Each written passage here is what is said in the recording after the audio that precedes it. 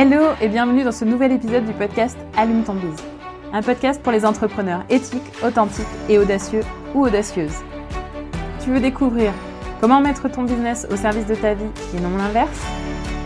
Comment développer des stratégies et un état d'esprit de leader qui te permettra de cartonner tout en te respectant? Alors le podcast Allume ton biz va te plaire.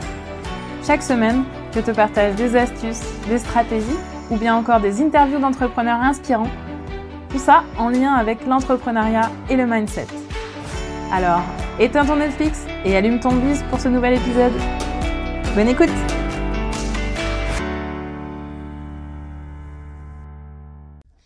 Hello!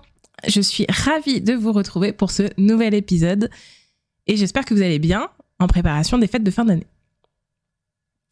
Ceci est mon dernier épisode de l'année. Je prends une pause en fait. Donc d'abord moi aussi pour profiter un peu des fêtes, mais aussi pour prendre un peu de recul par rapport au podcast, par rapport à ce que j'ai fait cette année. Et du coup, pour pouvoir revenir avec à la fois un nouveau souffle et puis peut-être des nouveautés aussi pour l'année prochaine. Donc le prochain épisode sera publié la semaine du 9 janvier.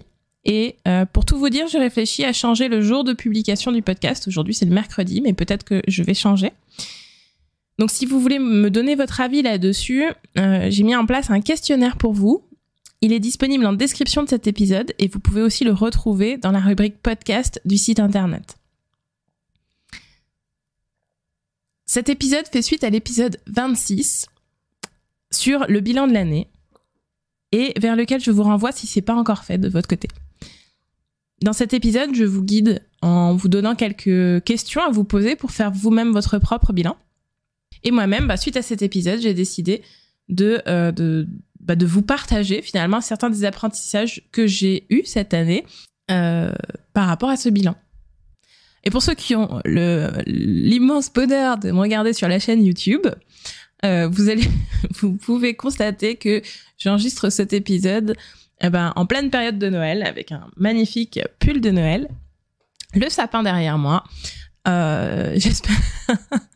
J'espère que vous appréciez ce grand moment télévisuel.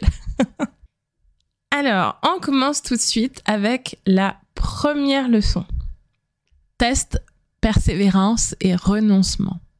Ou du coup, comme je me la suis nommée pour moi-même, test and learn. C'est bien. Test and test again and learn, c'est mieux. Test and test again and learn and give up some fucking test, ça serait encore mieux. En fait, dans cette leçon, du coup, il y a 3 aspects.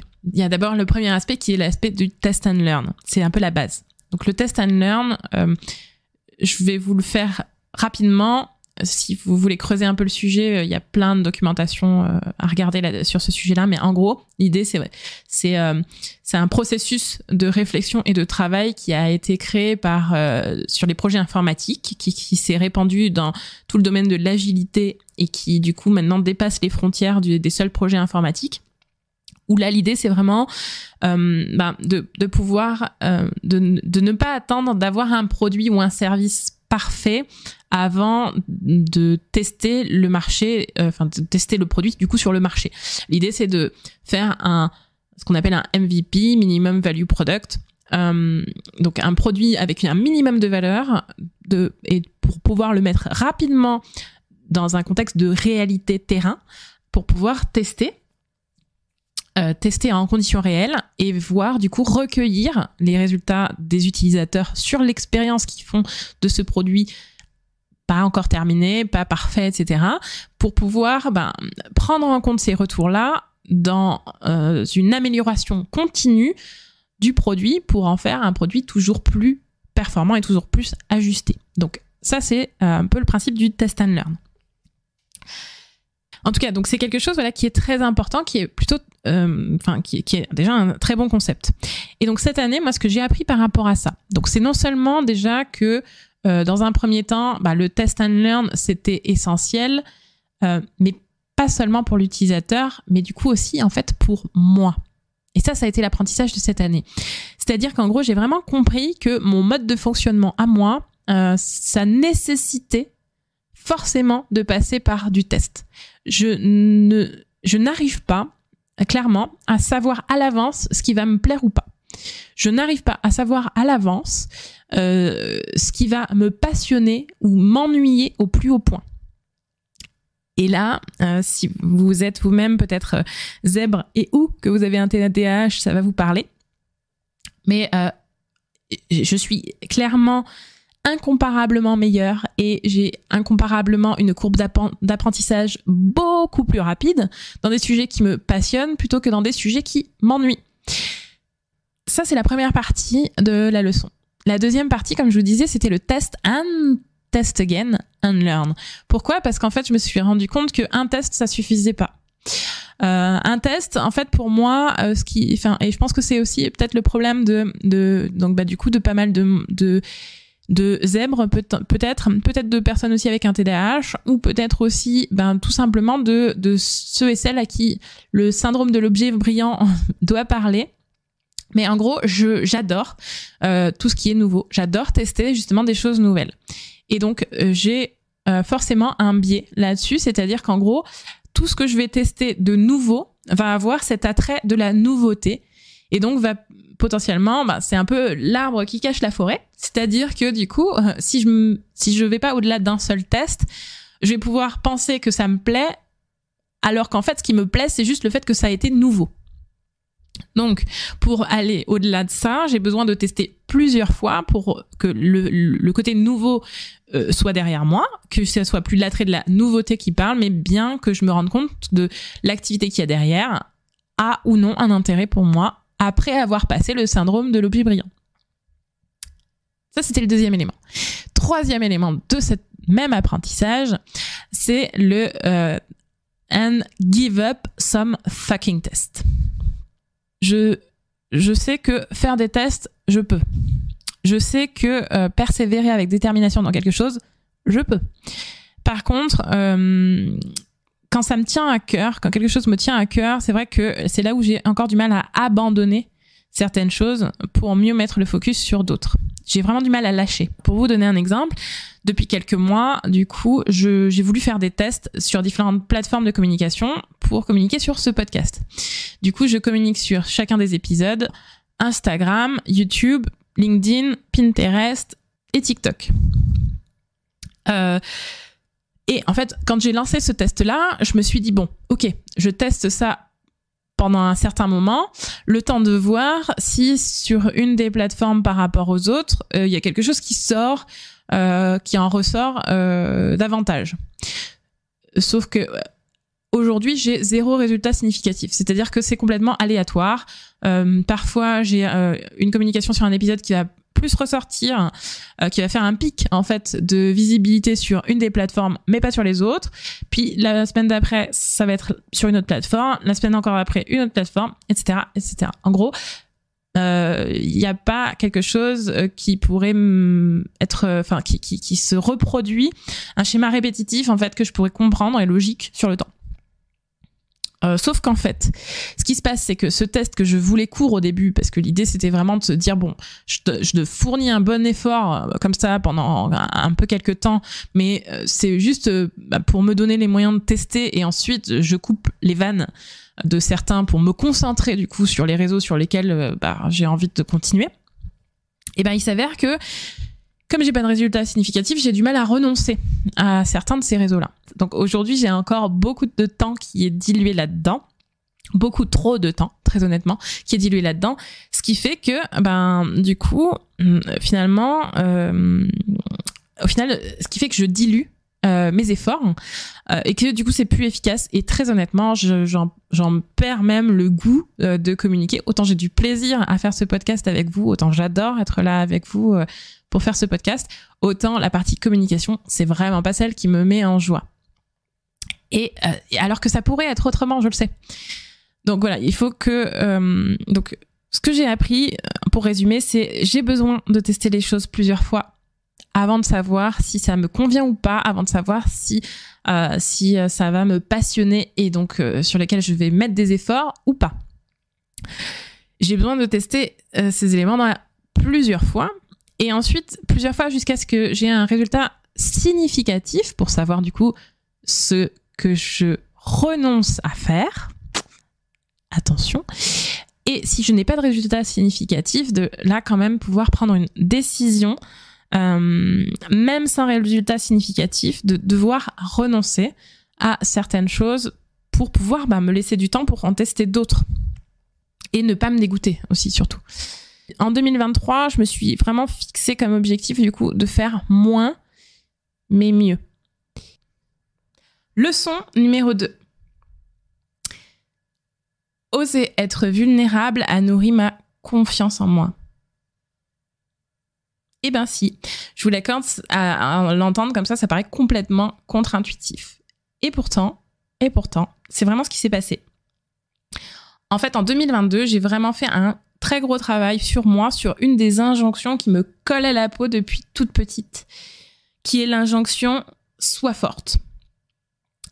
J'en reparlerai en fait du sois forte dans un des épisodes, je pense. En tout cas, je reparlerai des injonctions dans certains épisodes. Mais pour vous donner vraiment juste quelques mots, c'est vraiment le fait de ne jamais montrer ses faiblesses, de toujours se montrer forte quoi qu'il arrive, malgré tout ce qu'on se prend dans la gueule. Croyez-moi, j'en ai pris quelques-unes. De ne jamais se montrer vulnérable, ou en tout cas d'essayer, parce que parfois, comme je suis très expressive, malgré moi, ça se voyait quand même sur ma tronche.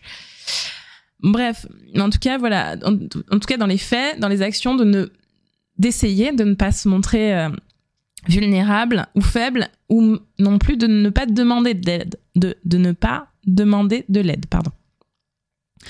En 2022, j'ai vraiment voulu challenger cette injonction pour pouvoir la canaliser. Parce qu'elle a de très très bons côtés. Elle m'a beaucoup aidée forcément justement à affronter certaines choses qui n'ont pas été simples, pour vous la faire courte. Mais elle a aussi des très mauvais côtés justement qui font que on peut parfois justement manquer d'authenticité sans le vouloir. Où on peut justement s'isoler un petit peu finalement, puisque à ne pas demander de l'aide et à vouloir toujours être un peu la superwoman qui fait tout toute seule. Bref, on peut se retrouver un petit peu isolé. Donc, en 2022, c'était un peu mon challenge à moi, c'était de bosser sur ça pour pouvoir vraiment l'apprivoiser. Donc, par exemple, il m'a fallu, pour vous donner un petit peu une idée des challenges pour moi cette année, mais il m'a fallu vraiment plusieurs mois avant de penser, c'est même pas avant d'oser, c'est avant de penser à parler à mes proches de mon podcast pour que eux-mêmes puissent le découvrir et donc à leur tour du coup le faire connaître. C'est pas quelque chose qui était inné chez moi. Il a vraiment, c'est pas un réflexe du tout. Il m'a fallu que ça soit une idée qui me soit soufflée par quelqu'un pour que je me dise bah oui, c'est pas idiot, en fait. Donc, finalement, je l'ai fait. J'ai aussi, par exemple, dans certains de mes épisodes de podcast, été parler de certains sujets qui sont pas forcément si simples que ça à en parler. J'ai par exemple parlé du fait que j'ai subi rejet, humiliation, trahison quand j'étais petite fille et ado à l'école, et en quoi ça avait pu nourrir mon pourquoi. J'ai aussi parlé du crime horrible qui a touché ma famille et du coup comment pour moi professionnellement ça m'a vraiment impacté, enfin personnellement et professionnellement en fait ça m'a impacté.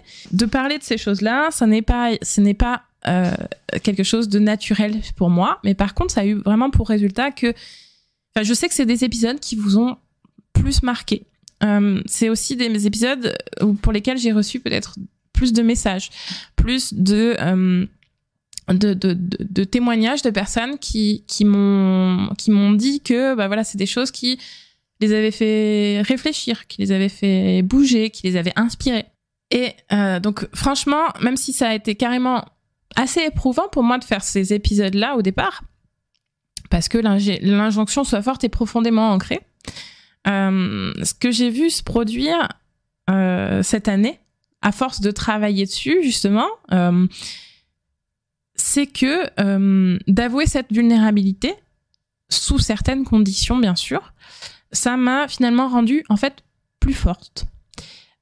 Et ça m'a donné davantage confiance en moi.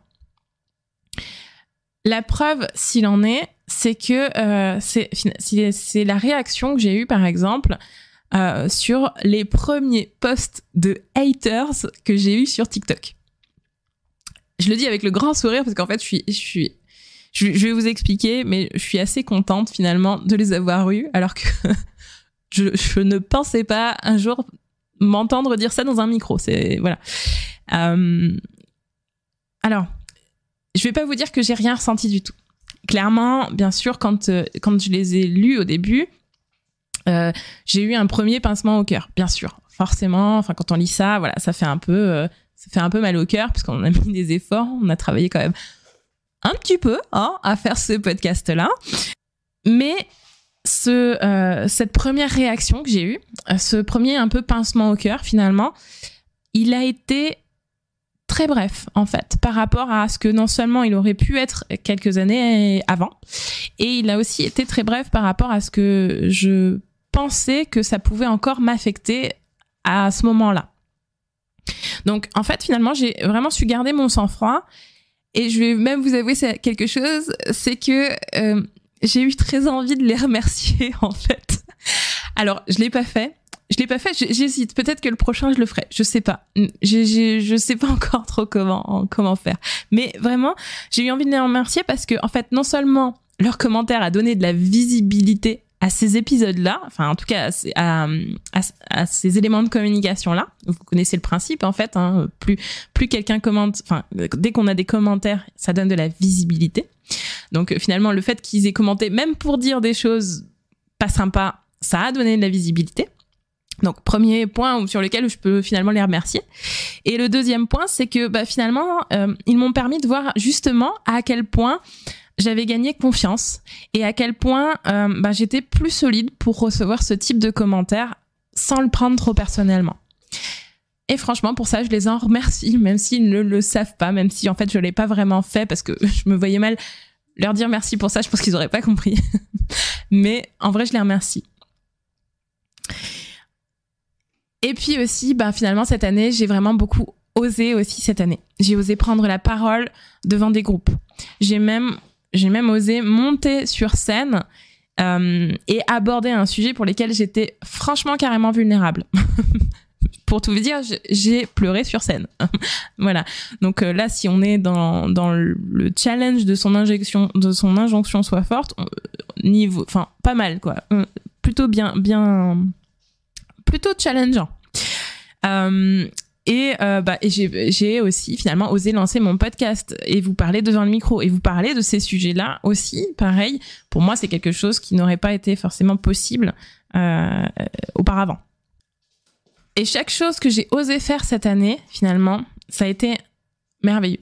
Ça a été hyper flippant, mais ça a aussi été merveilleux. Et non seulement je me suis pas pris de grosses tôles, donc j'ai pas reçu de tomates, par exemple, quand je suis montée sur scène et que j'ai pleuré. Et en plus de ça, non seulement je me suis pas pris de grosses tôles à oser, mais en plus, ça m'a apporté beaucoup, parce que ça m'a apporté de la visibilité, ça m'a apporté de l'expérience, ça m'a apporté des rencontres, et ça a aussi inspiré d'autres personnes à faire pareil.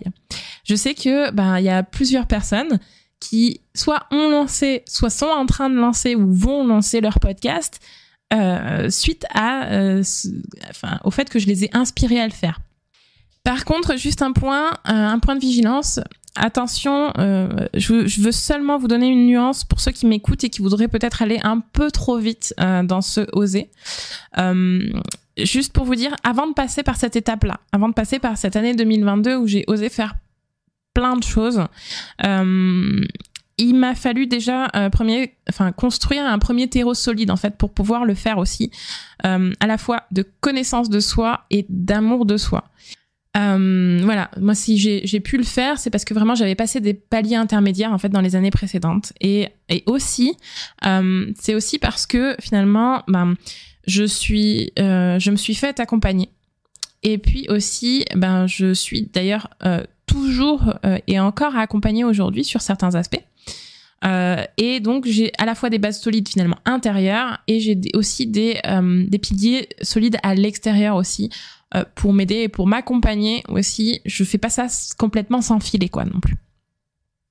La leçon numéro 3, faire tomber les masques redonne de l'énergie pour ceux qui comptent vraiment. Et ça, c'est un peu dans la poursuite finalement de la leçon précédente. Donc, ceux qui ont vu les films X-Men, vous vous souvenez peut-être d'une des scènes du film X-Men Le Commencement, où on a Raven, alias Mystique, qui est en train de s'entraîner sous sa forme humaine classique, à soulever des... Pour ceux qui n'ont pas vu cette scène, Raven, c'est une mutante qui, naturellement, en fait, a une apparence bleue avec des écailles, et elle a le pouvoir d'une métamorphe, c'est-à-dire qu'elle peut prendre l'apparence de qui elle veut, en fait. Et justement, en fait, au fil des années, vu qu'elle est comme ça depuis toute petite, elle a très vite compris que pour pouvoir se fondre au milieu de la masse et pas faire peur, provoquer des réactions de rejet, justement, il fallait qu'elle porte toujours, qu'elle soit en permanence en train d'utiliser son pouvoir pour paraître être être humain classique, en fait. Avoir une forme humaine classique, plus précisément. Et à force de la porter, en fait, en permanence, elle a du mal à ne plus la porter. Donc, elle se voit plus facilement, finalement, comme la forme avec le masque que la forme naturelle. Et dans cette scène, il y a Eric, alias Magneto, qui lui démontre un peu à sa façon, en la challengeant un petit peu, en challengeant surtout, en tout cas, son instinct de survie, finalement, mais qui lui démontre qu'elle serait beaucoup plus puissante si elle ne diluait pas ses pouvoirs à prendre une forme qui n'est pas la sienne, et plutôt que de perdre cette énergie-là à porter ce masque-là, si elle s'acceptait pleinement, si elle acceptait pleinement qui elle est et de ne pas porter ce masque, elle serait finalement pleinement puissante avec sa forme mutante, sa forme originale, et du coup elle pourrait récupérer sa force pour pouvoir faire plein d'autres choses. Et finalement, en fait, de cette scène-là, c'est quelque part, en fait, une super métaphore de ce que nous-mêmes nous faisons tout le temps, depuis tout petit.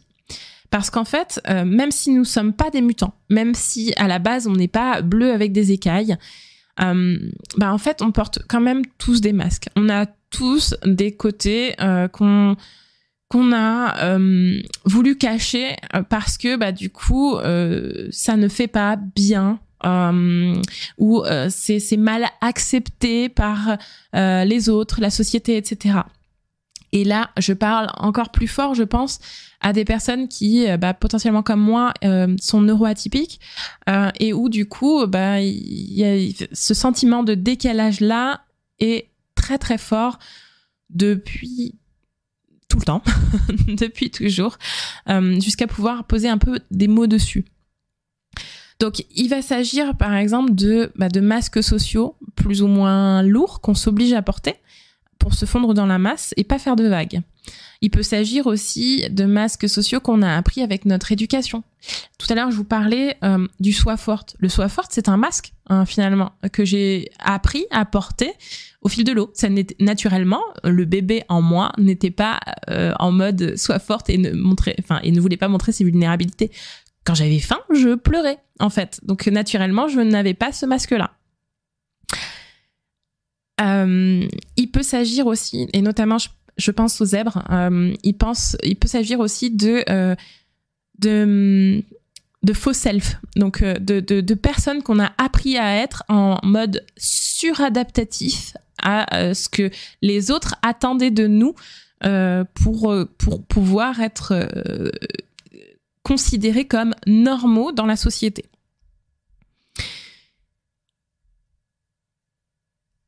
Et donc, tout ça pour vous dire que par rapport à ça, la leçon que j'ai apprise cette année, c'est qu'en fait, honnêtement, déjà, j'avais fait du travail avant pour laisser tomber plusieurs de ces masques-là, plusieurs des croyances limitantes que j'avais, plusieurs des injonctions que j'avais aussi, parce que j'ai une autre, j'ai le soi parfaite, je vous en reparlerai aussi de celui-là, mais qui était bien costaud, il était même encore plus fort que le soi forte.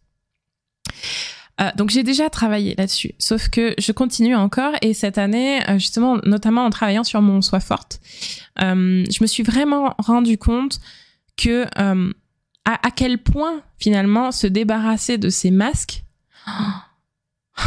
ça soulageait quoi. Franchement, on se sent mais tellement plus léger. Et du coup, on y gagne une énergie monstrueuse pour pouvoir faire d'autres choses, comme Raven dans la scène de X-Men finalement. À nouveau, finalement, on est disponible pour pouvoir faire d'autres choses, pour pouvoir mettre notre énergie dans autre chose. Et c'est ce dont je me suis rendu compte cette année, c'est vraiment que j'ai aussi, non seulement j'ai de plus en plus envie de le faire, je vais continuer à le faire au fil de l'eau. Je pense que c'est un travail sur lequel, qui prend plusieurs années, hein, sur lequel, on peut pas y aller, y a là en 2 jours et puis c'est bon. Mais que c'est aussi quelque chose qui me plaît à faire chez les autres. C'est vraiment quelque chose aussi où j'aime accompagner les autres à se débarrasser de ces masques-là, à se rendre compte finalement de ces autosabotages qu'ils peuvent avoir, de ces injonctions qu'ils peuvent avoir, de ces choses que finalement qui sont dans leur cerveau et qui sont maintenant en pilotage automatique, alors que ils pourraient reprendre du pouvoir dessus. Et que finalement ils peuvent s'en débarrasser. C'est pas simple, je ne dirais pas que c'est simple. Par contre, c'est complètement possible et finalement une fois qu'on l'a fait, on se demande comment on a pu passer autant de temps à le porter ce masque en fait. Bref, donc vraiment cette année, je pense que je vais aller de plus en plus là-dessus aussi pour accompagner les autres. C'est quelque chose qui me plaît vraiment beaucoup. Donc de pouvoir abandonner ces masques, se libérer des chaînes de ce qu'on croit devoir faire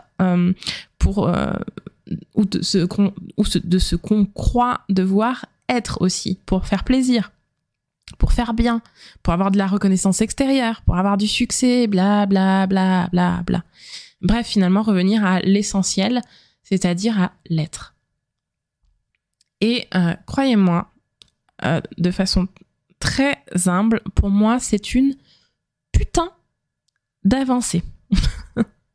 Oui, j'ai utilisé le mot putain. Et j'ai utilisé le mot merde aussi, je crois, dans cet épisode. Bref, ceux qui sont allergiques aux gros mots, je pense que vous pouvez éteindre. Mais vous n'avez pas fini d'en entendre, croyez-moi.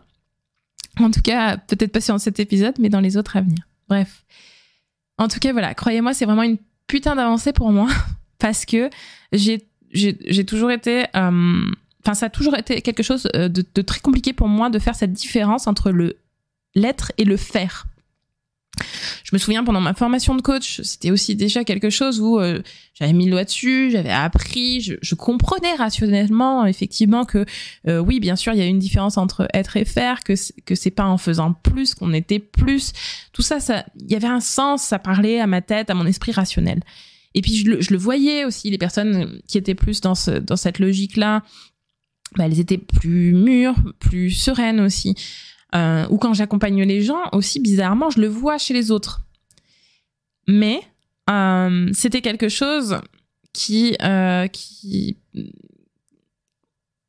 en gros, j'en avais la connaissance et la certitude, sauf que c'était pas intégré pour moi.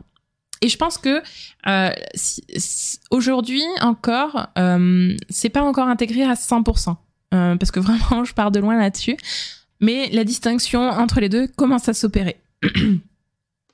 D'où aussi mon objectif donc de l'année prochaine, je vous en ai parlé tout à l'heure, je crois, mais qui était donc de faire moins mais mieux. Et comment ça peut aussi potentiellement, finalement, se relier à cette leçon-là, qui serait peut-être quelque chose de l'ordre du faire moins pour être plus. Et là, je vous avoue que, en fait, j'ai fait cette prise de conscience-là en préparant l'épisode. Donc, se faire moins pour être plus, je dois encore l'intégrer moi-même. Donc, voilà donc quelques leçons que j'ai retenues de l'année 2022 et avec lesquelles, du coup, je me suis équipée pour commencer 2023. Si je devais résumer mon année 2022 en un mot, j'ai fait un peu l'exercice. En tout cas, le mot qui m'est remonté le plus facilement, le mot-clé, en fait, c'est confiance. au sens de confiance en soi, en fait. Pour moi, l'année 2022, ça a été vraiment une année où j'ai construit davantage, où j'ai poussé davantage ma confiance en moi. Et je l'ai construite cette année sur 2 piliers, essentiellement.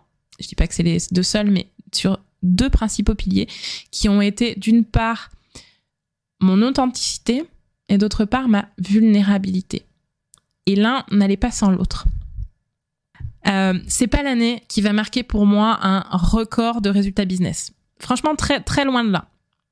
Par contre, c'est vraiment une année qui marquera un de mes plus gros bons en confiance en moi et aussi en sérénité.